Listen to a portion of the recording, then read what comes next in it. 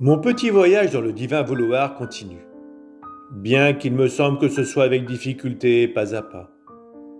Mais mon doux Jésus semble en être satisfait, pourvu que je ne sorte pas de son fiat. Je peux dire que je suis réellement malade à cause des si nombreux incidents douloureux de ma pauvre existence. Alors il se contente du peu que je fais. Mais il ne cesse de me pousser et de m'encourager en me parlant des nouvelles surprises de son vouloir pour que je continue mon envol. C'est pourquoi, visitant ma petite âme, il me dit « Bienheureuse fille de ma volonté, combien je désire que l'âme vive dans notre divin vouloir. Je suis si heureux lorsque l'âme répète ses actes dans mon vouloir que je lui prépare des dons nouveaux, des grâces nouvelles, un amour nouveau, une connaissance nouvelle, pour qu'elle connaisse toujours davantage ma volonté. Et pour lui faire apprécier et estimer la demeure céleste dans laquelle elle a eu le grand honneur de résider. Aussi, si elle aime, je lui redouble mon nouvel amour. Et si elle me rend mon amour, je reviens toujours avec un amour nouveau et des surprises nouvelles, si bien que la créature se sent tellement inondée que confuse elle répète « Est-il possible qu'un Dieu m'aime à ce point ?»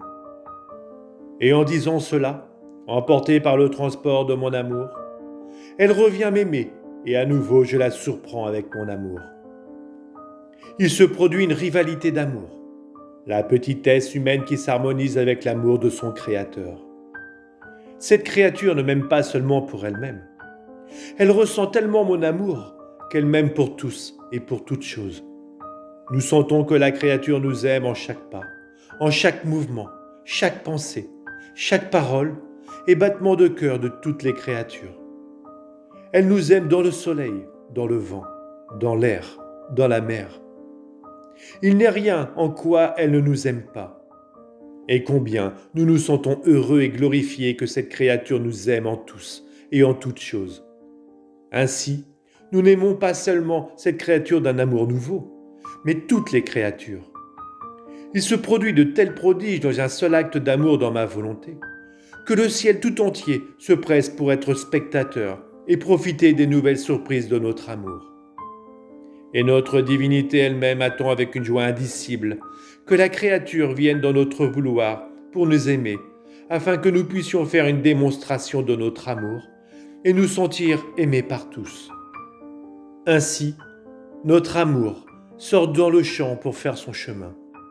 Et non seulement il sort, mais lorsque la créature répète son acte dans notre fiat, nous sortons également notre puissance, notre bonté, notre sagesse auxquelles tous pourront prendre part. Et nous aurons la joie de voir des générations humaines investies de notre pouvoir nouveau, de notre bonté et de notre sagesse nouvelle. Que ne ferons-nous pas pour cette créature qui vit dans notre vouloir? Nous en arrivons à lui donner le droit de juger avec nous. Et si nous voyons qu'elle souffre parce que le pécheur doit subir des jugements rigoureux, afin de ne pas la laisser souffrir, nous adoucissons notre juste sévérité, et cette créature nous fait donner le baiser de pardon. Et pour la satisfaire, nous lui disons « Pauvre enfant, tu as raison. Tu es à nous, et tu fais également partie des autres. Tu ressens en toi tes liens avec la famille humaine. Aussi tu voudrais que nous pardonnions à tous. Nous ferons ce que nous pouvons pour te satisfaire, pourvu que la créature ne méprise pas ou ne rejette pas notre pardon. Cette créature dans notre volonté est la nouvelle Pâque qui veut mettre son peuple en sécurité. Et oh, comme nous sommes heureux d'avoir cette créature toujours avec nous dans notre vouloir. Parce qu'à travers cette créature, nous nous sentons plus enclins à faire preuve de miséricorde, à concéder des grâces, à pardonner les pécheurs les plus obstinés et à abréger les souffrances des âmes du purgatoire.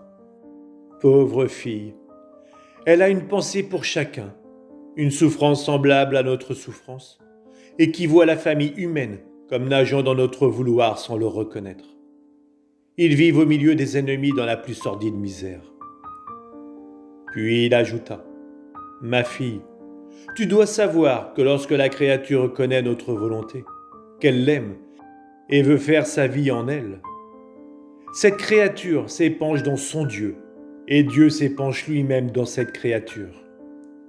Avec cet épanchement mutuel, Dieu fait sienne la créature, la fait participer à tous ses actes, se repose dans la créature, la nourrit et la fait grandir toujours davantage dans ses actes. Et la créature fait sien Dieu. Elle sent partout sa présence et prend son repos dans celui qui l'aime et qui forme sa vie et la vie de toutes choses. De plus, comme la créature accomplit son acte dans notre fiat, nous sentons le lien de tous les êtres créés. Dans cet acte, elle veut nous donner et nous faire trouver toutes les créatures et toutes choses.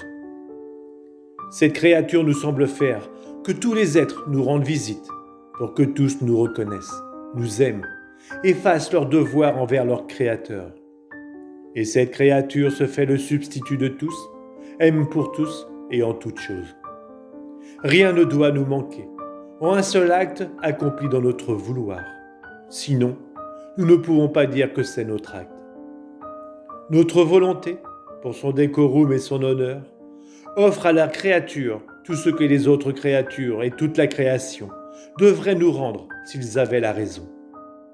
Si nous ne trouvions pas notre volonté en ce que fait la créature, ainsi que toute la gloire, l'honneur et la réciprocité qui nous sont dus pour avoir donné la vie à tant de créatures, et pour avoir créé tant de choses pour le maintien de ces vies, où pourrions-nous les trouver ? Notre volonté qui est vie et soutien de toutes choses, diffusée en tous, est notre très grande gloire. La créature qui vit en elle lui fournit l'occasion de lui faire accomplir ce que chaque créature devrait nous donner, en gloire et en réciprocité pour les avoir créées. Nous savions que la créature était finie. Sa petitesse ne pouvait pas nous donner l'amour ni la gloire complète. Ainsi, nous avons exposé notre être divin et la puissance de notre vouloir pour recevoir ce qui nous était dû.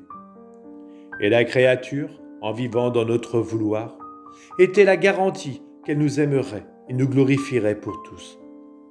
Ainsi, il y a des droits que nous exigeons pour que la créature vive dans notre volonté. Des droits de création, de rédemption, des droits de puissance, de justice et d'immensité.